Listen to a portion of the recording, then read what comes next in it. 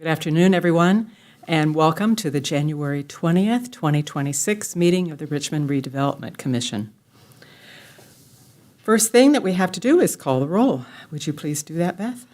Michael Bloom. Jenny Lahman. Here. Kathy Lucid. Present. Nicole Stoltz. Gary Turner. Here. Allison Zeidel. Here. Quorum is present. Thank you very much. First item of business, as it always is on our first meeting of the new year, is the election of officers. We have 3 positions: president, vice president, and secretary. I'll open the floor for nominations for president. I nominate Kathy Lucid for the president's position. Second. Motion's been made and seconded. All in favor, say aye. Aye. I will assume that responsibility again. Thank you. Oh, thank you. Oh, you're very welcome. Next is for the office of vice president. Do I hear a nomination?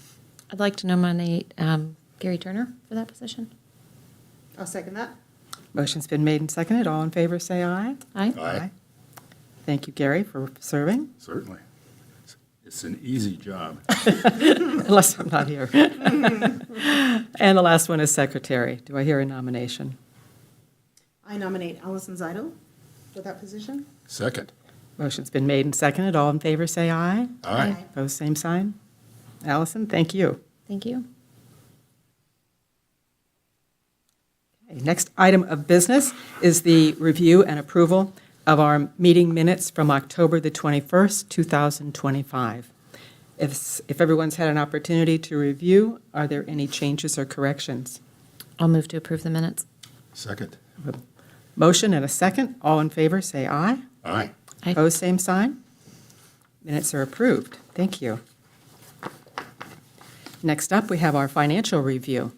Beth, would you lead us through it?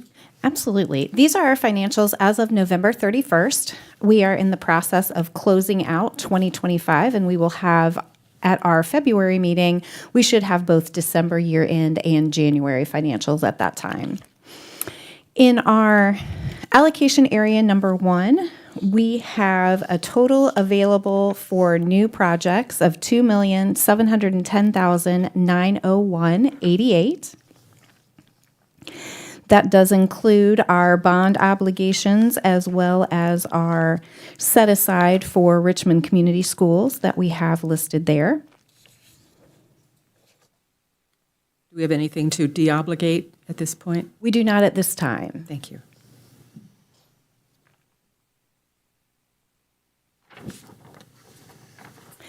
In the Certified Technology Park, this fund, we are still working with the IEDC to determine how to utilize these funds.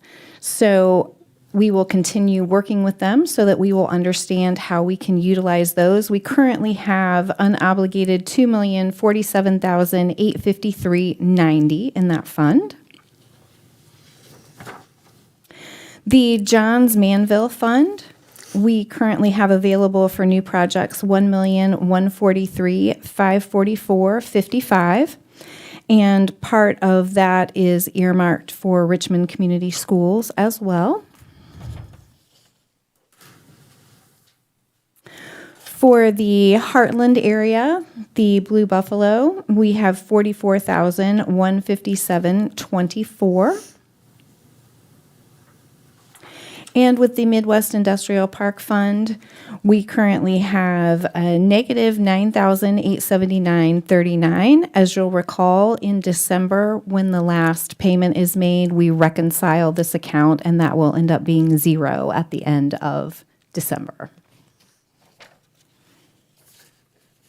Thank you, Beth. Are there any questions? Hearing no questions, do I hear a motion for approval? So moved. Second. Motion's been made and seconded to approve the minutes or to approve the financials of November 31st, 2025. All in favor, say aye. Aye. Opposed, same sign? Great. Financials are approved. Thank you.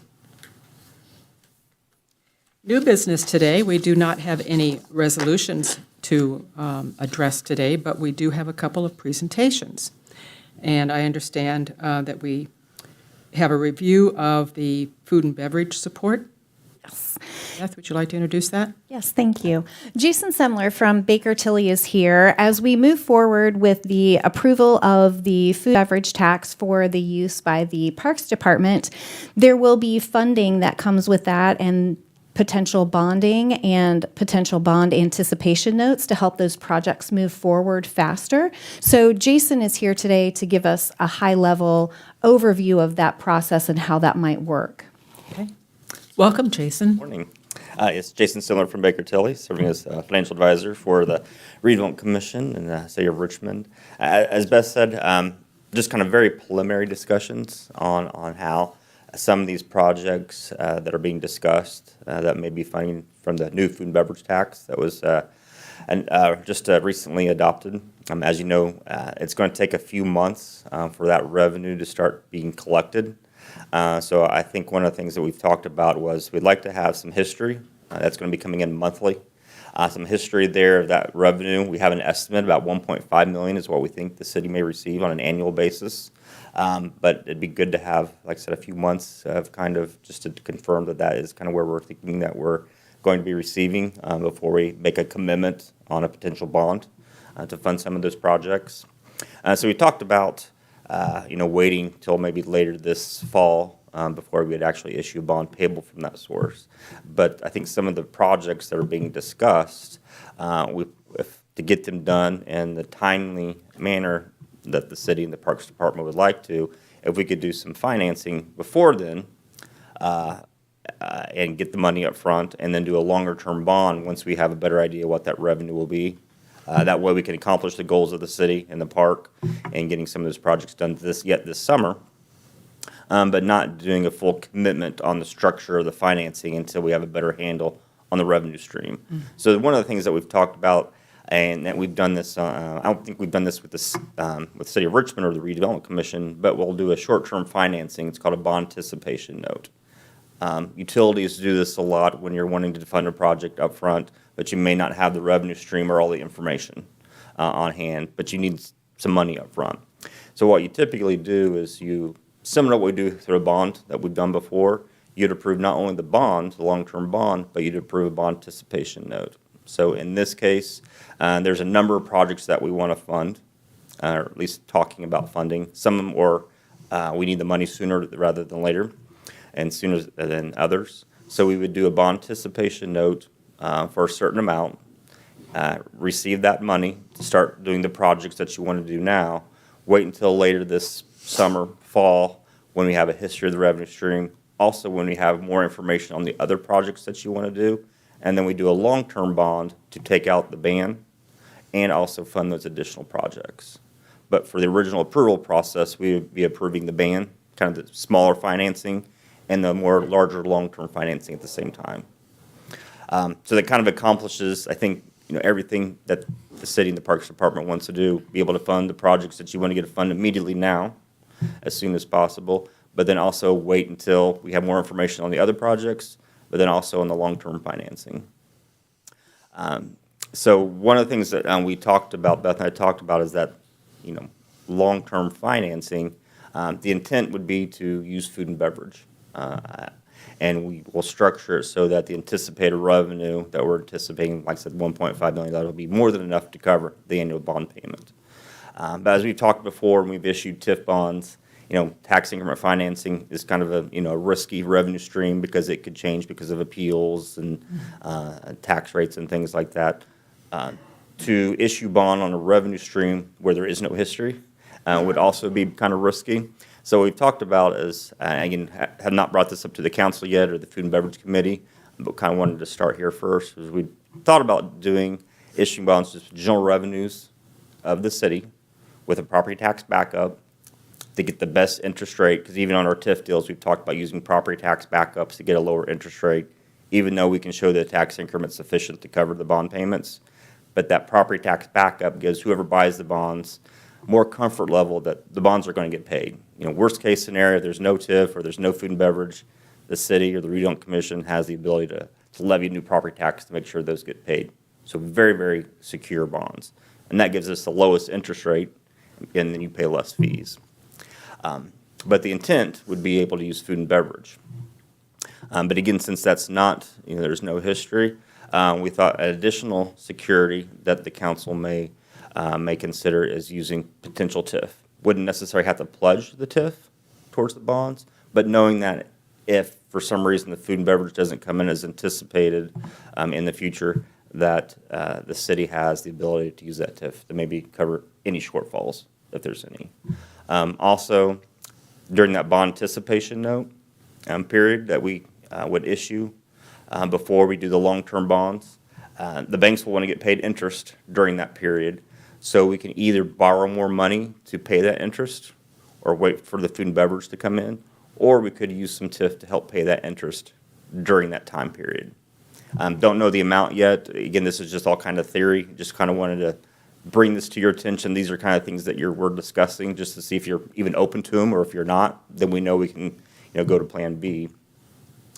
But that's one thing is, during that bond anticipation note period, which could be 6 months or a year, depending on when you want to do a long-term bond, there's going to be interest due.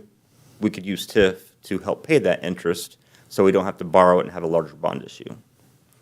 That'd be, decision up to the board, of course. The other thing is the park would like to get started on these projects, I think, immediately, before we can, get the bond anticipation note if, all the boards and council agree. Probably as soon as we could close on that would be March or April. I think some of the projects, if they want to get done by this summer, they probably need to start getting into contracts now and start buying some of the equipment for the parks. So something we talked about was, the Redevelopment Commission may have some funds available that they could use to pay for some of those equipments, other purchases, and then get reimbursed for the bond anticipation note in March or April when that closes. So that was something else that we kind of discussed as a potential opportunity for the Parks Departments to get started sooner on funding some of those projects. And then the Redevelopment Commission could get reimbursed, again, when the bond anticipation note is closed.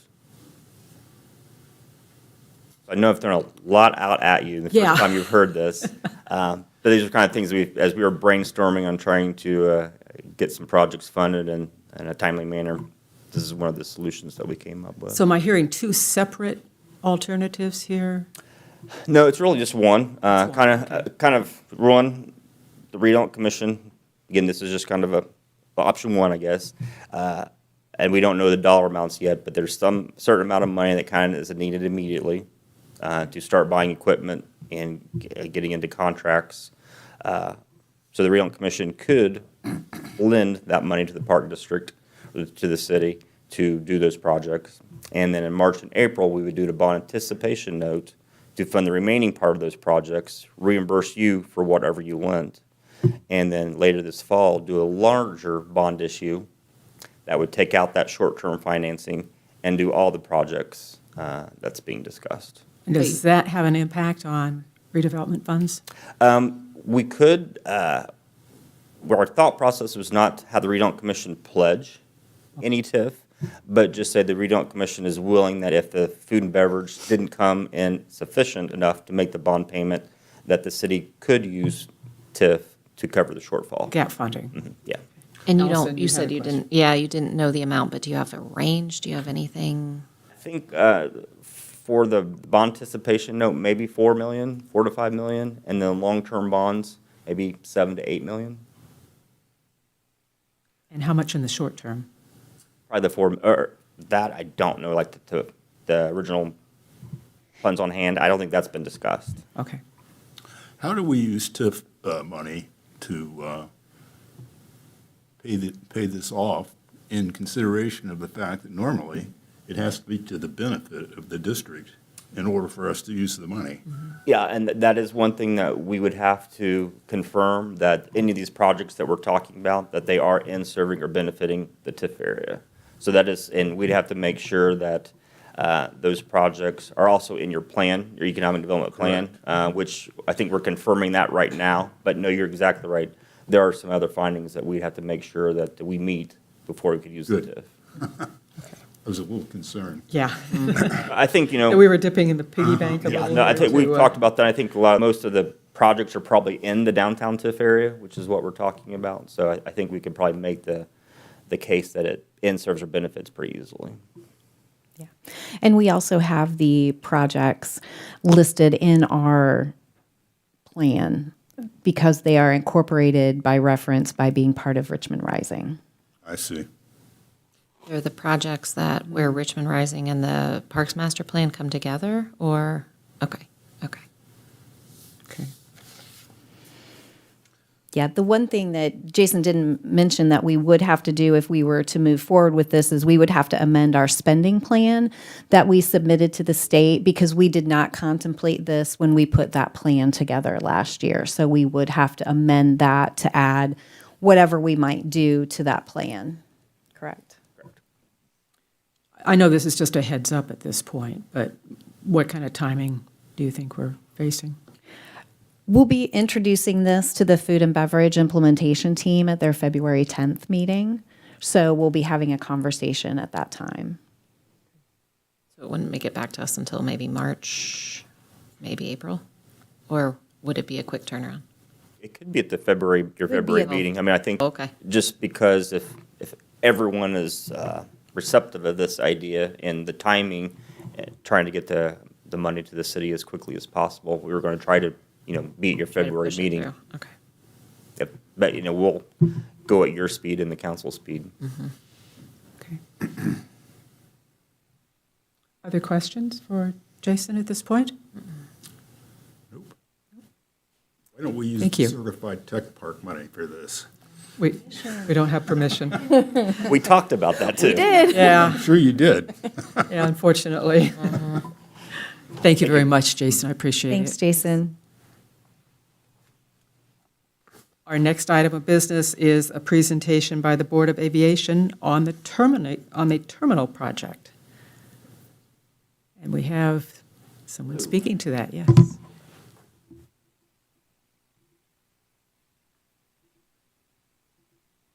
Of course, when you do it during test, it works beautifully. And Always. here to present, Always and, works perfectly during Not seem to test. get it to connect.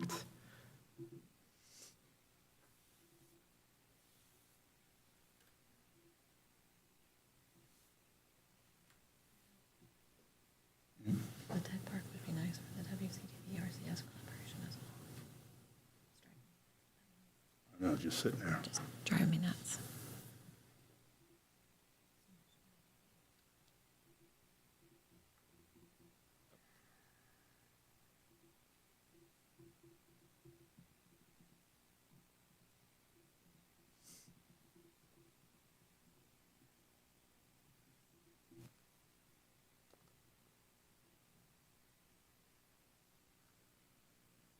Everyone has to hold their breath just right. Make sure you get those fingers crossed. Yes, and toes. Oh, success. Have it? We have Got it. it. All right. Success. All right. Thank you. My name is Jonathan Mead. I'm the president of the Richmond Board of Aviation. Welcome, Jonathan. Thank you. Thank you. Wanted to come today to just give you an update on where we are with our new terminal project. I think if anybody has been out at the airport recently, you probably have a good understanding of why we're looking to do this. Wanted to start off by giving you just a little bit of history on the project. We are trying to replace the aging terminal that we have out at the airport. There are several issues with that terminal from a weatherability standpoint, I guess you could say, water leaking in, ADA issues, et cetera. So really looking to see how we can replace that facility and create the gateway to the community. This is the way that a lot of people first see Richmond, the community, when they're flying in to potentially invest in our community. So we're looking at giving a welcoming environment for that to happen. Looking to position the airport for long-term growth and just be ready for what we have coming in the future. We started conceptual design of the new terminal building back in 2023. We hired Etica to do a concept for us. We then got an environmental study completed in 2024 and began actual design of the building last year in 2025 with LWC. Our hopes is that we're going to be bidding construction this year in April to take advantage of some of the grants that we have available to us. This is just a picture of where the old terminal is on the airport. You can see the arrow leading to the old terminal. We're putting the new terminal closer to the apron and closer to the runways. That gives us a couple of things. One, it gives us a site to build where we can leave the old terminal open while we're constructing. Two, it gives us better views of the runways out of the windows because we're closer to them. And it moves us closer to the productive part of the apron, which is where aircraft are going to be parking and passengers are going to be getting in and out of the terminal and airplanes. So as we looked at doing the design of this building, one of the things that we wanted to do was make sure that we had a much larger area for passengers that are waiting or people that are just hanging out at the airport. So we've looked at creating a waiting area that's 3 times bigger than what we have today. Another big aspect, we wanted to make sure we were in ADA compliance. Today, the women's restroom is on the 2nd floor of the terminal, no elevator, so that breaks ADA compliance. This design takes care of that. Another aspect of the airport, we're not open 24/7. We have no plans of the airport ever being open 24/7. That would be a little bit silly in Richmond. But we do want to give 24-hour access to pilots that are coming in late at night. And so this design allows us to create a pilot's area, pilot's access into the building where they could access restrooms, et cetera, any time of the day or night. And then finally, a large community room for meetings and trainings, et cetera, as we go. One of the other things that we are doing is looking at putting a very large patio onto the front, or onto the air side of the terminal. The thought process here is really kind of creating a venue that the city can use, the community can use as a place for gatherings, meetings, events, et cetera. So we're really trying to create a nice event venue as well as fulfill the needs of the airport from a terminal's perspective. So this slide is just giving us a little bit of the breakdown of the cost of the project and where we are today. So we did contract with LWC to do the design of the project. That's already covered from various grants that we get from the FAA that I'll go into on the next slide. Continuing on with the project, we're looking at total cost being around the $3 million mark for this, the construction of this terminal. Obviously, we haven't had bids yet, so we don't know exactly where that construction is coming in, but that's coming from our architect's estimate. So where we have money coming from today, the secured funding that we have for this, we have several different grants that we get from the FAA. The first one that I want to talk about is the Airport Improvement Program. We get that every year at the airport. We get approximately $150,000 every single year for spending on things like the runways, lightings, painting, et cetera. Because of the size airport we are and the type of community that we are, we can actually use that funding not just for air safety, but for funding a terminal. So we are earmarking what we currently have built up in the AIP grants, that's the $316,000 for this project, plus we're earmarking 2027's AIP grant to this project. Several years ago, you probably remember the bipartisan infrastructure law that came out. I'm sure some of that affected this committee. So from that, the airport did get some dedicated funds for Richmond Municipal Airport. Part of those funds were already used to fund the design of this terminal. So we used $171,000 of that to fund the design part of it. We have remaining $442,000, approximately $442,000 with that. Those are also going to be earmarked directly towards this project. Some of the other things that we have already secured, the NDOT and local matches that we've already spent on the design fees. We also anticipate NDOT's matching for the construction. They typically, we haven't had an issue with them matching the 95.5 grant, or 95, 2.5, 2.5, depending on what type of grant we get. So we anticipate money coming from NDOT for that. We do have a private pledge of $200,000 already to go to the airport, and we have confirmed that. So that is going into that secured funding. We have about $750,000 in airport funding that we can use to this project.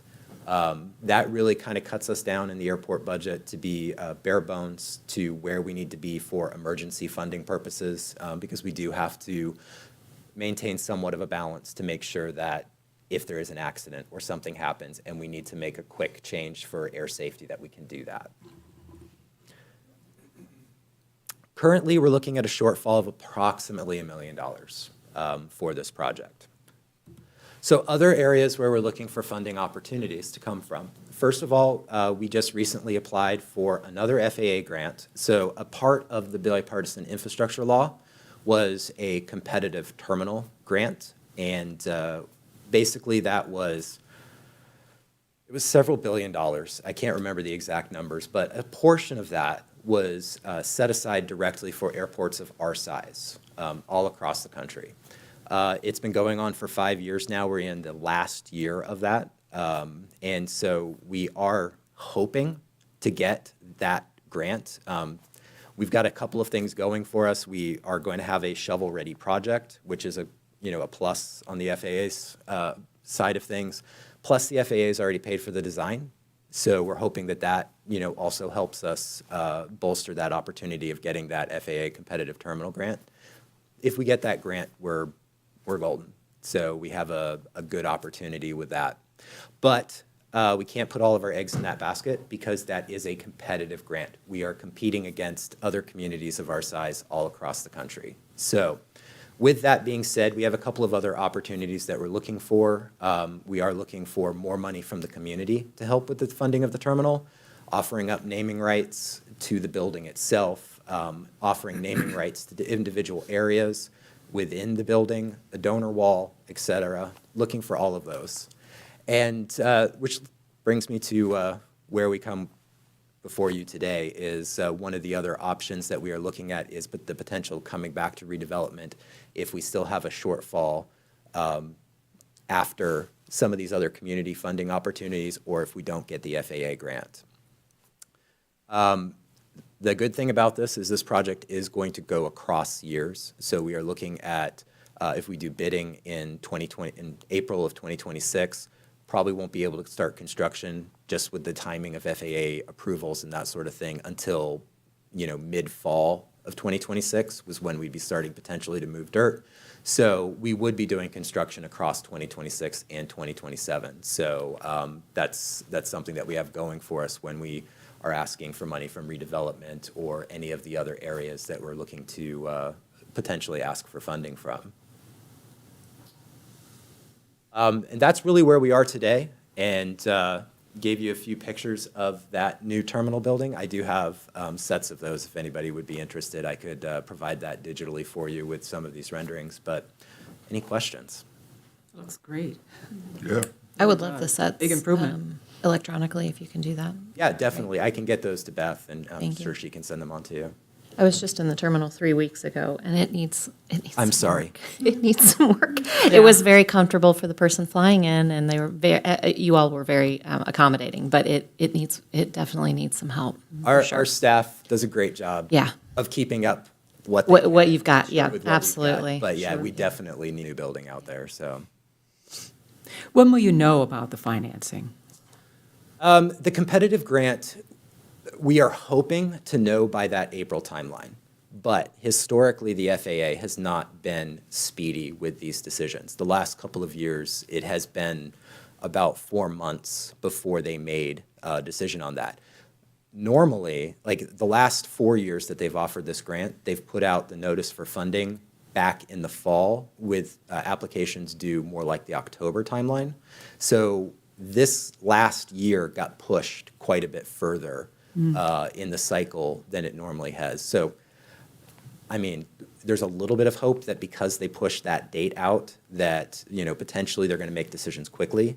But it's dealing with the FAA that historically they're not necessarily super fast about that. Sure. We do kind of have a little bit of a time crunch because going back to kind of our secured funding, part of those bipartisan infrastructure law funds do expire if we don't have them under grant this year. So, which we won't let them expire. We have other projects that we can use that for. But if we get to that point where we're in April and we don't have everything completely funded, we may have to go off on a different project and kick this a year so that we can, recover from that. Hopefully, we won't have to do that, but, we're looking at all options. So is that bipartisan infrastructure money reimbursable funds? Is that how Yes. it's set up? So Yeah. that's not cash in hand? Correct. And is there any worry, other than the timeline, that those would be pulled? We've had a couple pulled funds over the last year, so I'm just wondering. So, I mean, it's always a concern, but it's a minimal concern in this case because these Okay. are written into law. They're not they're not at the decision of the executive branch or the legislative branch or anything like that. This was actually written and codified in law that was passed and signed. Okay, great. So overall, we'll know pretty soon. I mean, Yes. April's not that far away. Yeah, I mean, and like I said, I'm hoping we're hearing about that in April, but that's not a guaranteed. So on the competitive, but yes, yeah, we should know fairly soon. Great. And Excellent. like I said, we're still working on other sources of revenue, especially in the private sector. I don't think as many people realize how many businesses actually do use the airport as they do. So we are planning on talking to them and saying, hey, we've got a terminal, would look perfect with somebody's name on it. So, Certainly would. yep. Thank you. Excellent presentation. Thank you. Questions? Thank you, Jonathan. Good luck.